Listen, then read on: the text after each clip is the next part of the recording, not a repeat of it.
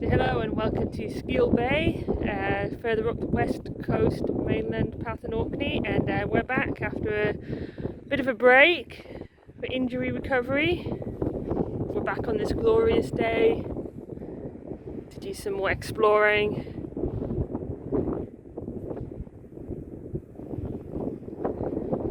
So this is Draw the Trails and I'm Skara Brae, and I will catch back up with you soon.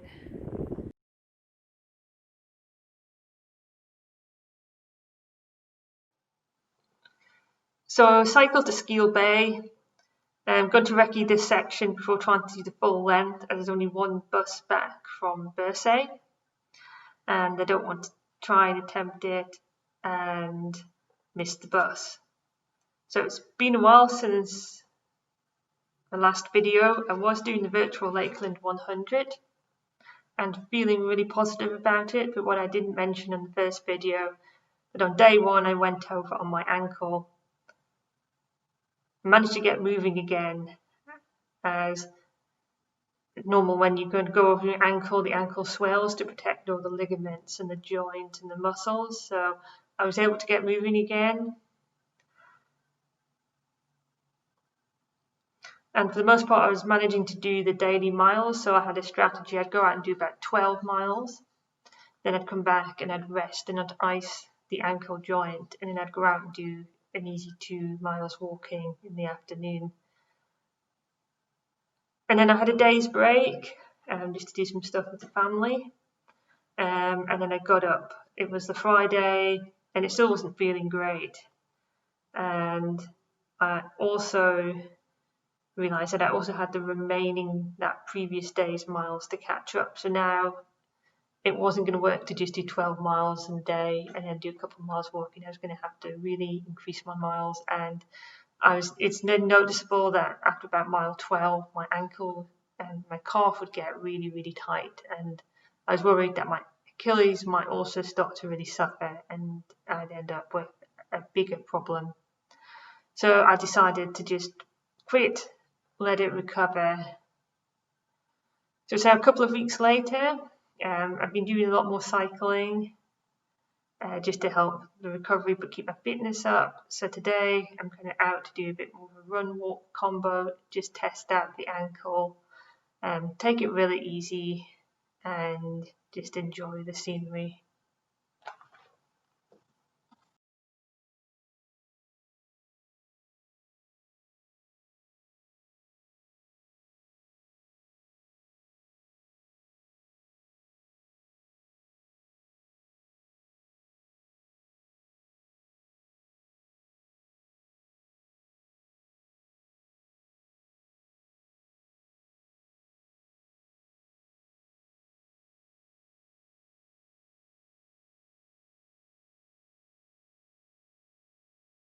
So you see, we come along that path there, along the fence line. It was quite narrow in places and quite badly eroded too. And we're going along this path here, following the fenced stone wall along the coastal edge. Cracking day today. Planning to do a bit of trail talk along here. So what I thought is that on a few videos, one we need to pick up on a few things that are often trying to be discussed on Twitter and discuss them on a bit more detail.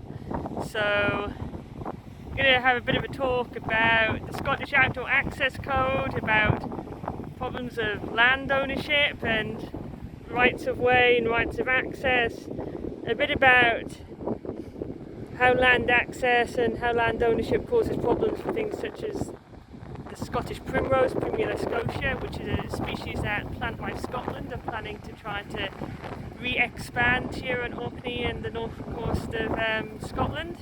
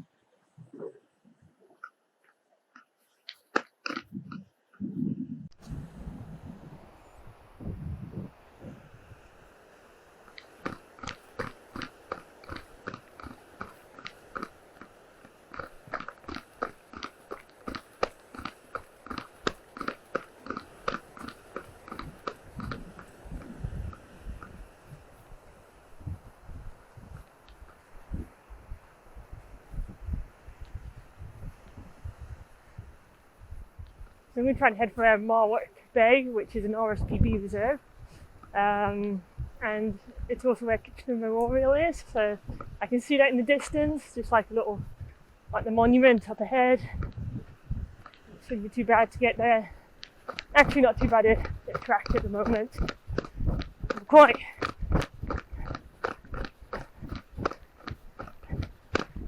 close to the seabed at the moment, I guess, because you could walk down onto the cliffs, at least the back to the cliffs below, if you wanted to have a sit down.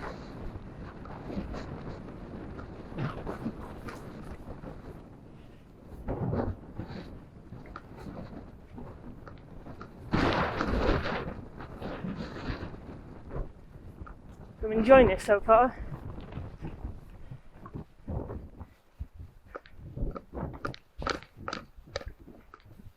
Not trying to run it at any great speed, we're going to cycle back at the end of the day, so I've got some hills to go up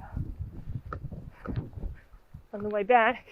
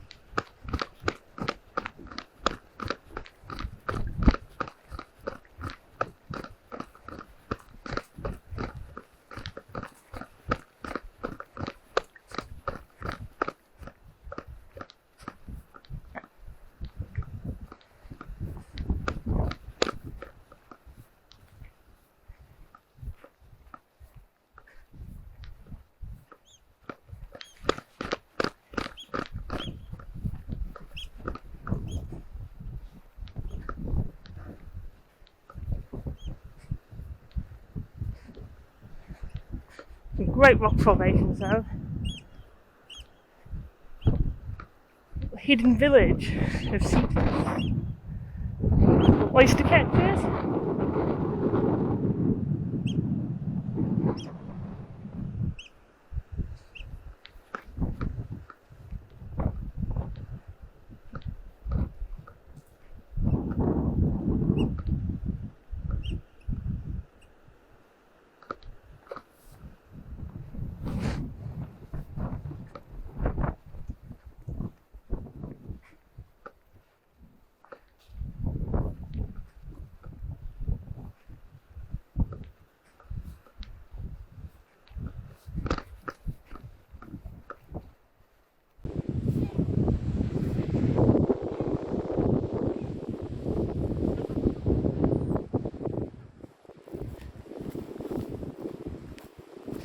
So we're just following this vague track here. So we come away from the cliff edge, run kind of in amongst the edge of the field here. We've got access to, it's too dangerous along the other side of that fence.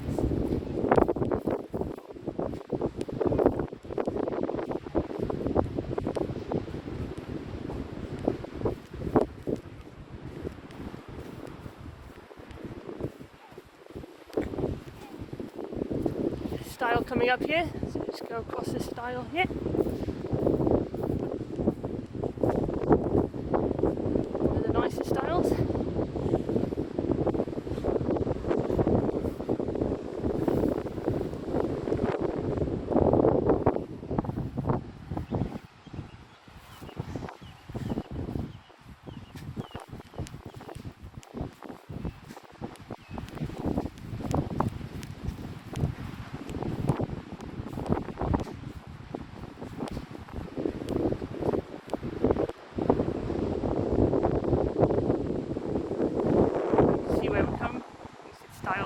Distance. So we come in on the field for a section, basically where the cows are on the other side of that fence, and all.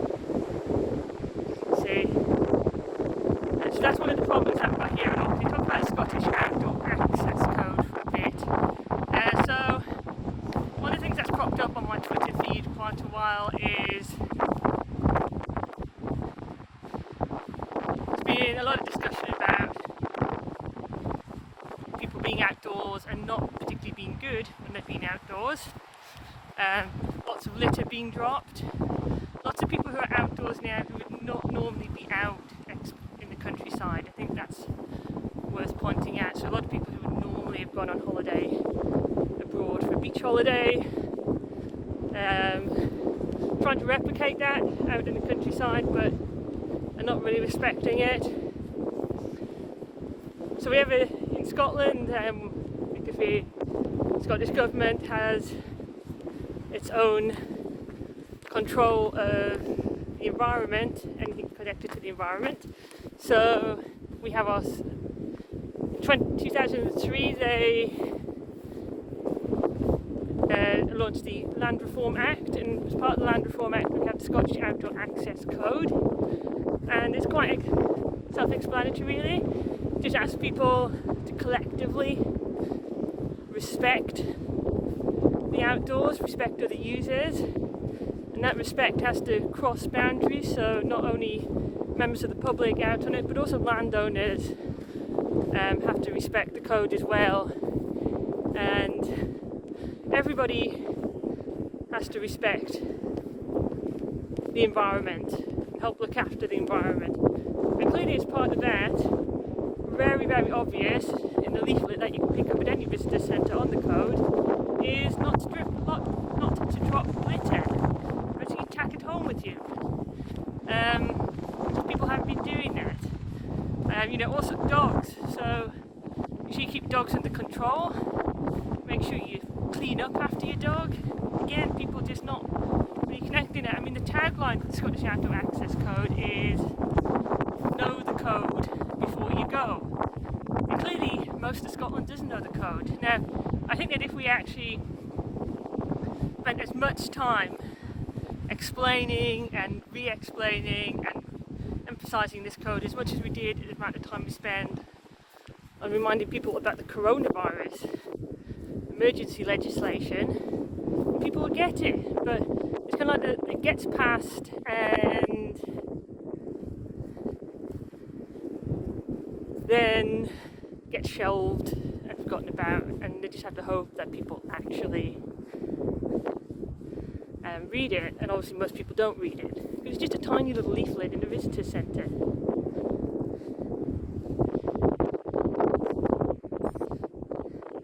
So I mean, the Land Reform Act was going to, because Scotland has an interesting kind of history with land access. So Scotland is generally just made up of a lot of very large estates owned by very, very rich people who pay very little taxes and just enjoy kind of burning a lot of the land and shooting birds out the sky and stalking deer. Not really contributing that much to anything really for the people in Scotland. And the people of Scotland who work, live here, pay taxes, had very little access to that land. And then if you add on top of that agricultural land, the amount of public access land at that time, that was pre-2003, was kind of small pockets of forestry. We might have national parks, but the national parks basically just draw a ring around a lot of these estates. So the Land Reform Act was meant to help deal with that. It was meant to basically say that it removed trespass, so basically you couldn't be prosecuted for trespassing. It allowed wild camping, which we'll discuss later, and it basically told landowners that you cannot block off land for your own public use, and so that's what it was meant to do. But what has actually happened is that we still have the same estate. These estates still have all the fencing around them. So if you go to Scottish Highlands, you still have to deal with 7-foot high deer fencing and circumnavigate it until you find some form of route over it. We still have the same agricultural land, and because the outdoor access doesn't actually specify that landowners and farmers have to give access to land, they can't stop people from, say, if we do have a look behind me, so there's just a couple of horses in that field behind me, and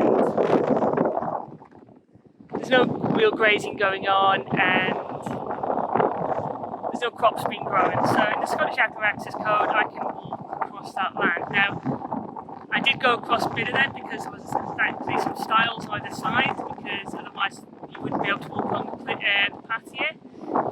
But in large parts of places in Orkney, farming is done up to the margin. So farmland basically goes up to the cliff edges almost, and goes up to the roadside, and there's just not a lot of room for people to walk outside of it. But there's also not really any way for people to walk on this land, because there's just no stiles or anything for people to get over. As you can see, we have a lot of barbed wire fencing here, so and it's quite high. You're not going to try to get over that, not unless you want to kind of cause yourself an injury. So access is a problem. So the Scottish Government we went into this core path consultation and local access groups, which was meant to then patch over the problems of the land reformers. But here in Orkney, over half of our core paths are roads. A road is not a path, and so it continues. So it's something that I'm quite passionate and vocal about, and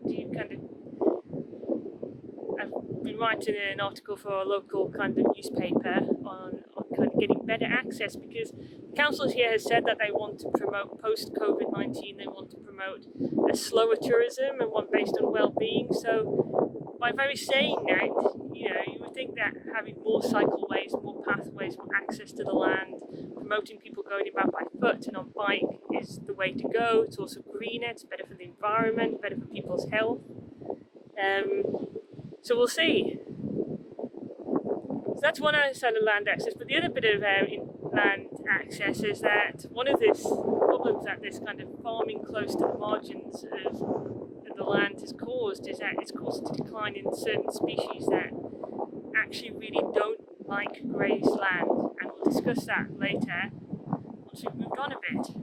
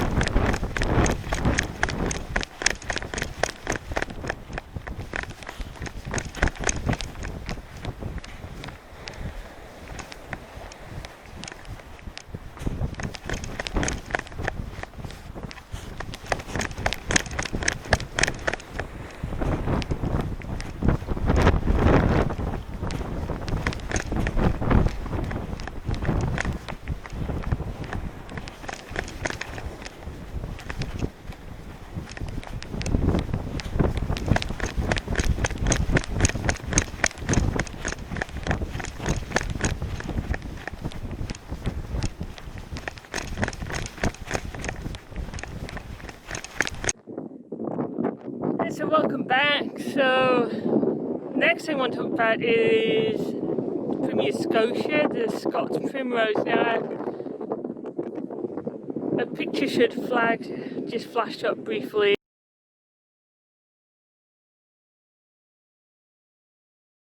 To show you what it looks like, but did also feature it on one of my earlier videos. If you look up the first video in my Ultimate Lakeland 100, and it features a net near the end.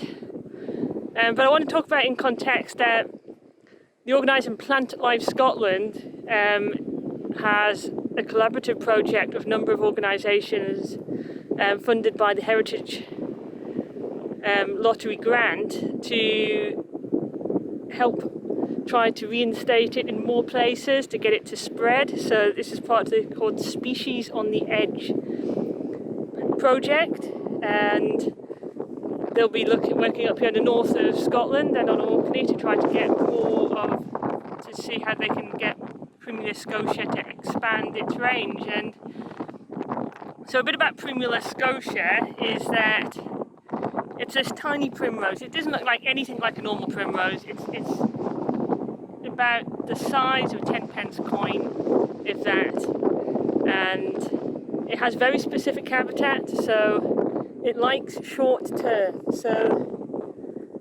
where we are now should be ideal place for it. So the turf is very short, but ideally, also it resides about 500-600 meters from the coastal edge. So we're too close to the coastal edge here, so there's too much input from sea spray and salt, which it doesn't like. So if we just pan up, and you'll see in the distance there, you'll see a distant fence line marking boundaries from farmland, and really where that fence line is, it would be the ideal kind of starting point for its range. But therein lies a problem. Most of its range on Orkney is encased in farmland now, in grazed agricultural land, which it doesn't like. It's very specific. It doesn't like being overgrazed. Obviously it's a small plant, so it's susceptible to being trampled by animals, and that's going to be a real problem, I think, trying to get this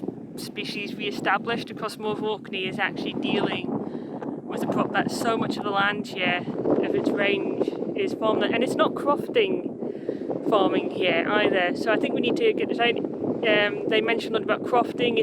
There's not really any crofting here on mainland Orkney, perhaps out in the inner and outer isles, but here it's actually proper industrial agricultural farm practice, and it's done to make a profit at the end of the day. And the farmers generally here are reasonably good. There are some really good proactive farmers out here in Orkney, but majority of them, nature conservation is kind of secondary to their purpose. And so it's going to be a huge one, because they're going to have really tackle the farmers, and see what can be done. And I think it's going to be a real struggle. I mean, it's hard enough getting them to kind of, give access to the land for people to walk on, never mind,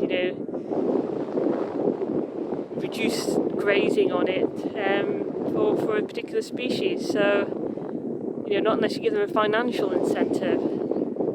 So that's one of the problems of having this kind of farming really close up to the margins of the cliff, is that just excludes a lot of really rich botanically. I mean, the Scots primrose literally exists in that one tiny place at Yesby, because there's no grazing there, and everywhere else where it should be is grazed. So that's a Scots primrose, Primrose Scotia, and that Species on the Edge project by Plant Life Scotland. So we're going to push on. We're almost at Marwick, I think, so we'll get moving.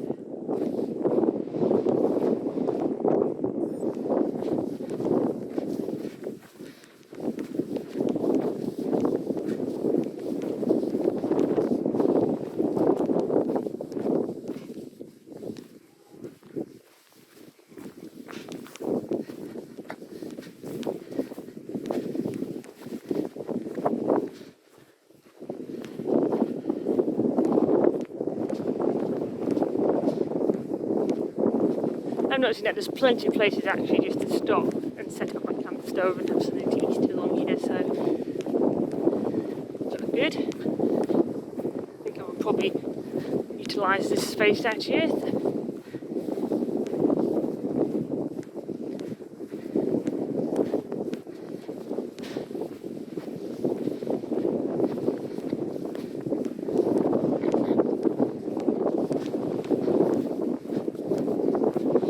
See where the old boundaries used to be, so the farm boundary used to at least expand to here, because you can see the old posts.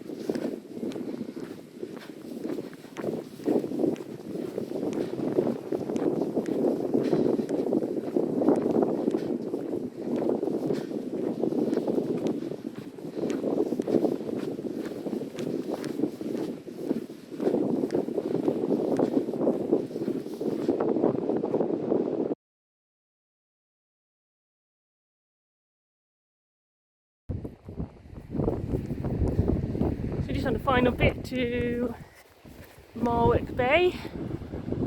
Just come across a,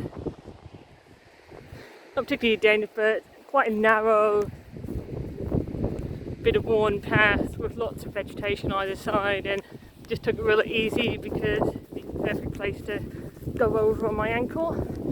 It's a bit better now, a bit more runnable, fast walking.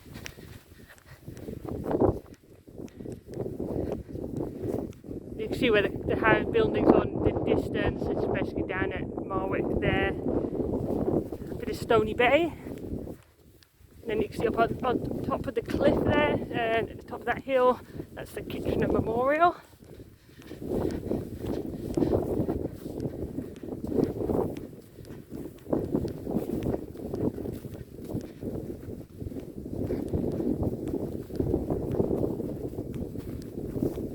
So definitely nowhere to stop and put a stone down around here, it's just too overgrown. So don't know whether I'm going to try and stop before I get close to the car park. See what the ground's like.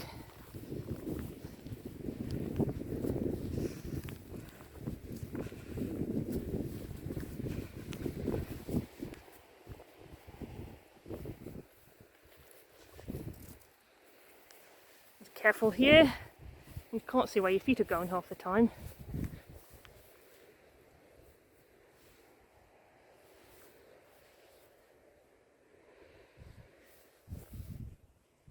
Yep, this is definitely the path. This is really, oh,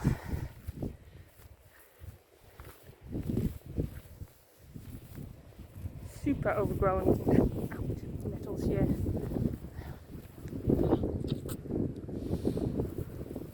And I'll just wind myself with a barbed wire fence.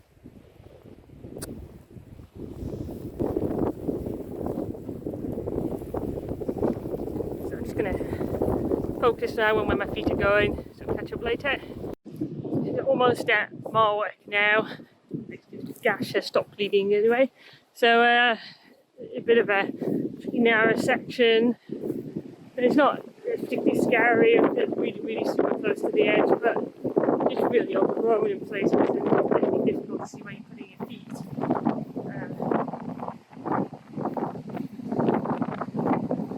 what I'm going to do is I'm going to try and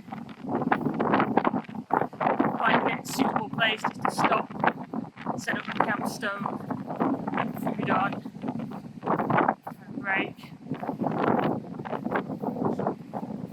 Definitely getting closer to the bay now because you see the cliffs are getting less steep, getting wind picking up, we get closer to the sea.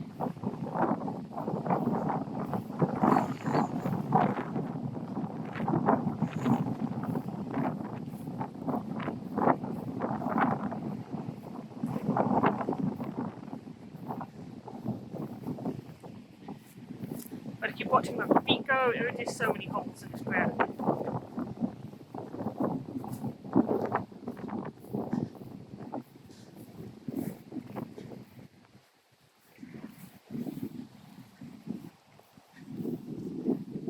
Actually, that looks like a really good place down there to stop. Lots of little shelter places. Yeah.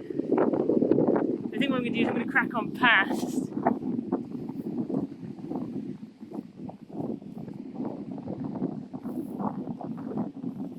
Further on, then come back and stop there.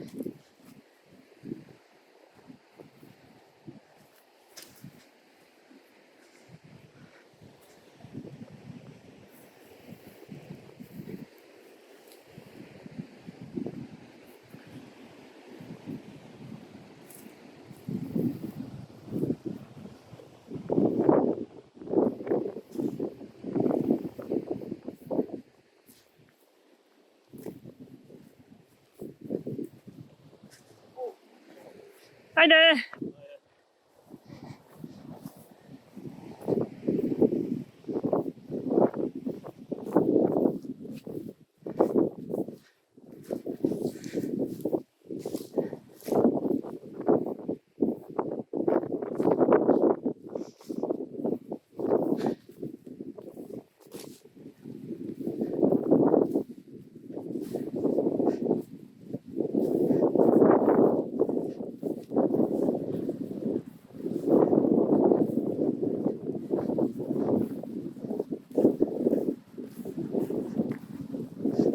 perfect cove down there to have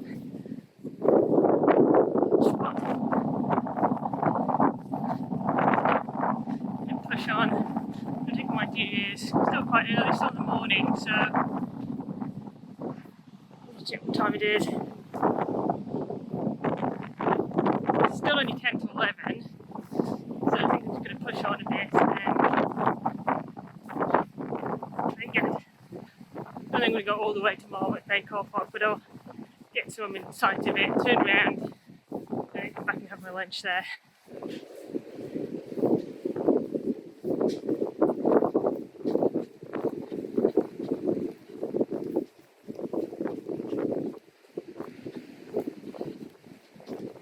It is a relief to get these wider sections, to be honest. Oh, otherwise, just like, see where your feet going. I've heard this is what it's like on lots of the Cape Cross Trail as well. It's just really soft ground because it's peaty moorland. The tracks are like overgrown heather there, and you just don't know where you're putting your feet. You put your feet, you think, put your feet back and it goes down a hole, go onto a bit of slippy rock.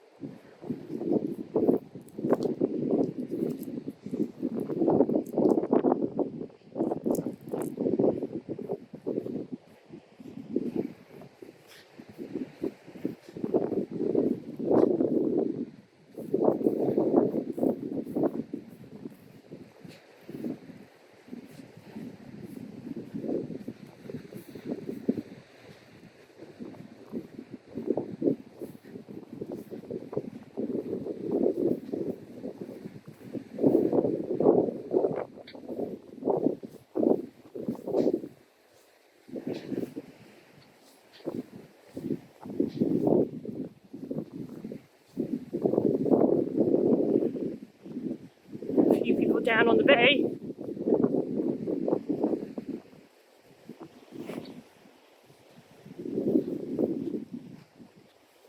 It's a nice wide track here anyway to go along. It's a nice change.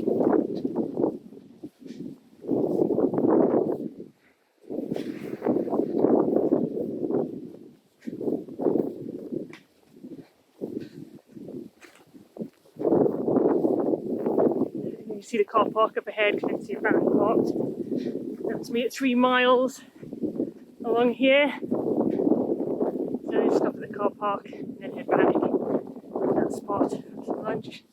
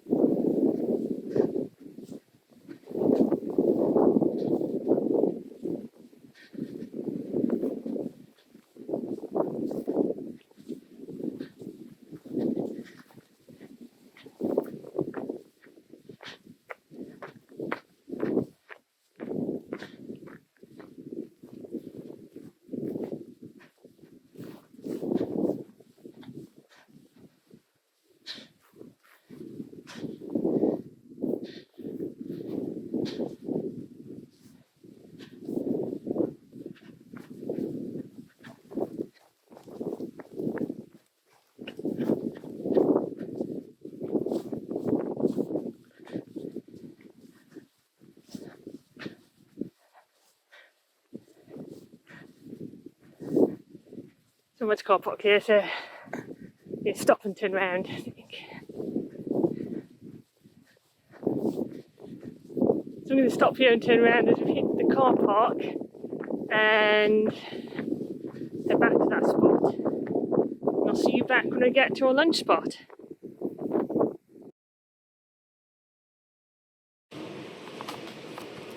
Let's give this a go.